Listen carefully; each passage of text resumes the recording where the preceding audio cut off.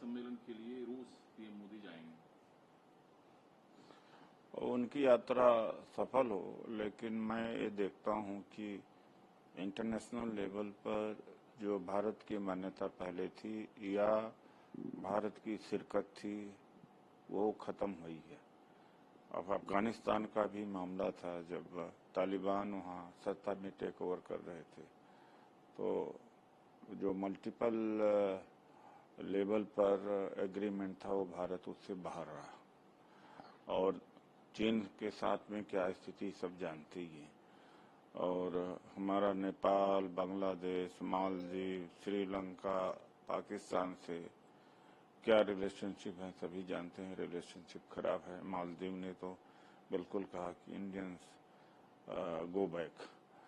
तो हमारे जो मीडिया में जो दिखता है वो वास्तविक में है नहीं। लेकिन हाँ, एक बात है, मोदी जी जाने के पहले इंतजाम जरूर कर लेते हैं और इनका स्वागत भारतीय ही करते हैं वहाँ पर। और यहाँ से कुछ लोग जाते हैं, वहाँ से कुछ लोग जाते हैं। वो एरा चला गया जब यहाँ के राष्ट्राध्यक्ष, प्राइम मिनिस्टर जाते थे तो वहाँ के लोकल लोग स्वागत करते थे। तो मोदी मोदी हर जगह कराते हैं, लेकिन नक्सल में है कि हमें गेन क्या है। रसिया वही भारत को हथियार दे रहा है तो पाकिस्तान को भी दे रहा है। एक बार में ये यहाँ पर शोर मचा कि पुतिन ने मोदी जी के कहने से वार रुकवा दिया और पता लगा कि पुतिन जब तक मॉस्को पहुंचने पर 3 लाख और आर्मी को रिक्रूटमेंट के लिए ऑर्डर कर दिया और ज्यादा तैयारी कर दी। लेकिन यहाँ पर कुछ माहौल और बनाने की कोशिश किया। तो फॉरेन मिनिस्टर को जहाँ जहाँ जाना चाहिए वहाँ तो प्राइम मिनिस्टर ही केवल जाते हैं। और प्राइम मिनिस्टर पहले कभी फॉरेन मिनिस्टर के साथ जाते थे, लेकिन अब ये नहीं ले जाते। इसके पहले जो सुषमा स्वराज थी वो तो विदेश तो जा ही नहीं पाई शायद। तो ये फॉरेन मिनिस्ट्री भी चलाएं, सारी मिनिस्ट्री यही चलाएं, पीएमओ चलाएं, तो ये हालात हैं कुल मिलाकर के। इधर सर, हाथरस भगदड़ की घटना पर हुई और ये पूर्व नियोजित साजिश का हिस्सा है ये घटना, इसकी जांच होनी चाहिए। ये तो नई बात समझ में आई है कि ऐसा हुआ है तो इसकी जांच होना चाहिए। कि अगर मान लीजिए कि इस पाखंड और अंधविश्वास आपस में कंपटीशन है तो हो सकता है ऐसा हो, क्योंकि भीड़ इसके पास भी बहुत आती थी, औरों के पास भी भीड़ बहुत जाती थी। वो बागेश्वर है, नए नए बहुत सारे बाबा पैदा हुए हैं। कोई एक वाइब्रेशन बाबा है, वो कैंसर ठीक कर देता है, झाड़ू से ठीक कर देता है। और आप जब देखो टेलीविजन पर यही दिखाई पड़ता है, ये बाबा है तो ये कर दिया, ये बाबा। देश की जनता को निकम्मा बनाते जा रहे हैं। जनता ये नहीं सोच रही कि बच्चों को शिक्षित करने से या स्किल प्राप्त करने से, मेहनत करने से सुख शांति आएगी, या मतलब है कि घर में समृद्धि आएगी, नौकरी लगेगी या तरक्की होगी कि चमत्कार से।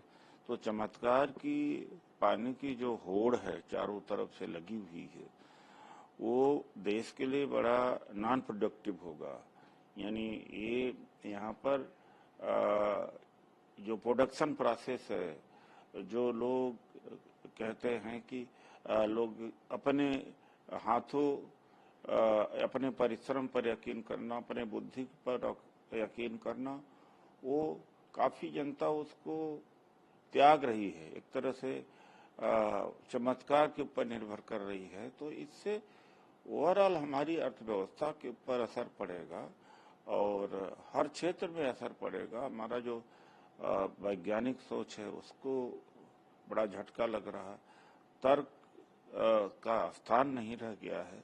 ये यहाँ देखो वहाँ पर ये बाबा लोग किसी को स्वर्ग दे रहे हैं, किसी को बच्चा दे रहे हैं, किसी का भविष्य बता रहे हैं। ऐसे ही चारों तरफ से चल रहा है, तो उसमें आपस में कंपटीशन हो सकता है।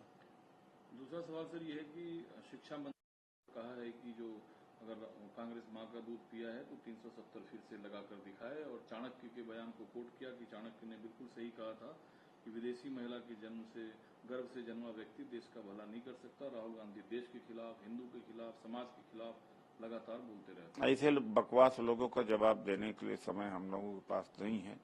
370 धारा का क्या मतलब है यहाँ पर चर्चा करना? देश बाढ़ से पीड़ित है, उसके ऊपर सवाल करते नहीं। नीट में जिस तरह से काउंसलिंग पोस्टपोन हुई, 24 लाख छात्रों के जीवन अधर में लटका हुआ, उसकी बात हो नहीं रही, किसानों की बात नहीं हो रही है। ये सब हिंदू मुस्लिम, हिंदू मुस्लिम, हिंदू मुस्लिम, इससे एक 10 साल में पूरा युवा पीढ़ी बर्बाद हो गई है, बेरोजगार हो गई। इन विवादों में कांग्रेस पार्टी नहीं फंसती है और न कोई इस समय कोई ऐसा विषय उठा हुआ है। अब लगता है कि अभी भी सबक सीख नहीं पाए हैं। इनको महंगाई पर, रोजगार पर, शिक्षा पर लौटना चाहिए, लेकिन ये हिंदू मुस्लिम को छोड़ेंगे नहीं, देश का कल्याण नहीं करेंगे। इसमें सर्वाधिक जो क्षति है हिंदू की ही हो रही है। मल्लिकार्जुन खड़गे ने सवाल बना सकता है जो मई 2020 तक भारत के कब्जे में था। पैंगोंग में वहां पर हुआ है, जो फिंगर 4 से लेके 8 लद्दाख में, वहां भारत की आर्मी पेट्रोल करती थी। अब वो पेट्रोलिंग बंद हो गई है। और जब राहुल जी लद्दाख की यात्रा में गए थे तो वहाँ गांव वालों कह रहे थे कि जहां वो अपने पशु चराते थे, मवेशी चराते थे, वहां चीन ने जाकर कब्जा कर लिया है। और चीन ने तो बहुत ज्यादा अतिक्रमण कर लिया है लद्दाख में, लेकिन ये सरकार मानने को तैयार नहीं है। और अरुणाचल प्रदेश में गांव बसा दिया, वहां भी इनक्रोचमेंट कर दिया। डोकलम में भी यही हालत हुई है।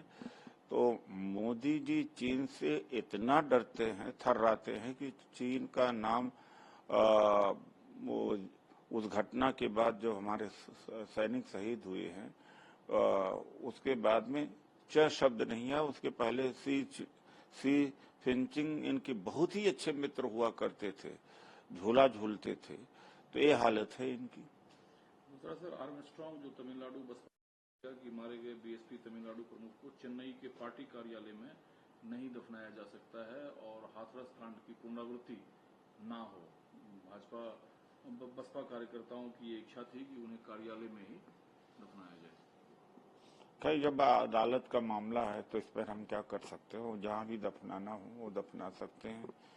अब अदालती मामले में हमें कोई हस्तक्षेप करने की बात नहीं, लेकिन वहाँ की सरकार त्वरित कार्रवाई कर रही है और सब गिरफ्तार हो चुके हैं। फास्ट ट्रैक कोर्ट के द्वारा ट्रायल होना चाहिए ताकि दोषियों को जल्दी से जल्दी फांसी की सजा दिया जाए और इस तरह की घटना आगे न हो सके। उधर सर, केंद्रीय बजट 2024 में मोदी सरकार क्या कहना है? इनका कोई आर्थिक एजेंडा नहीं है। न किसानों की कर्ज माफी की बात है, न एमएसपी की बात है, न नौकरी देने की बात है, न महंगाई कम करने की बात है, और न ट्रेड डिफिसिट कम करने की बात है। ये पूंजीपतियों के लिए होता है और शेयर्स के दाम बढ़ते जा रहे हैं, पूंजीपतियों का धन बढ़ता चला जा रहा है और देश के अंदर असमानता बढ़ती चली जा रही। उसी का बजट है। आम जनता से इनका बजट का कोई लेना देना नहीं होता। उधर सर, खालसा राज पर बयान देते, खालसा राज का सपना देखना कोई अपराध नहीं है, संसद में भी हिंदू राष्ट्र की बातें उठती रहती है। ये बात तो सही है, जो वो कह रहा प्रतिपाल सही है। इसी से इन्होंने ही उसको बागेश्वर को कहा कि तुम कहो, और जगह जगह से कहते रहते हैं। अभी संसद में भी हिंदू राष्ट्र की बात उठी है।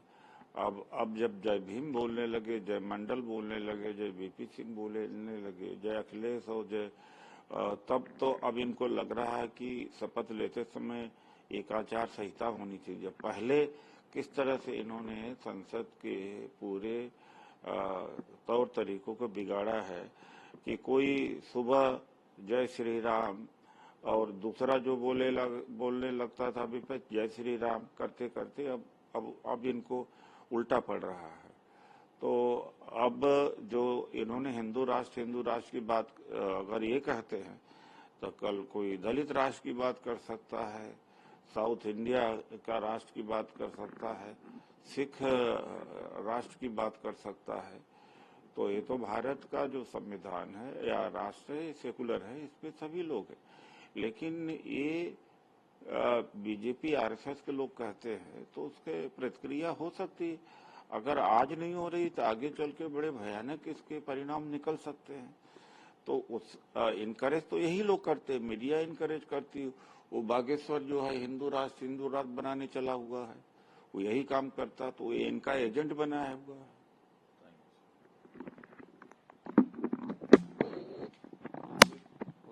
अगर आप ये वीडियो YouTube पर देख रहे हैं तो हमारे चैनल को सब्सक्राइब करें और बेल आइकन को दबाना ना भूलें। अगर आप Facebook पर ये वीडियो देख रहे हैं तो हमारे पेज को लाइक करें।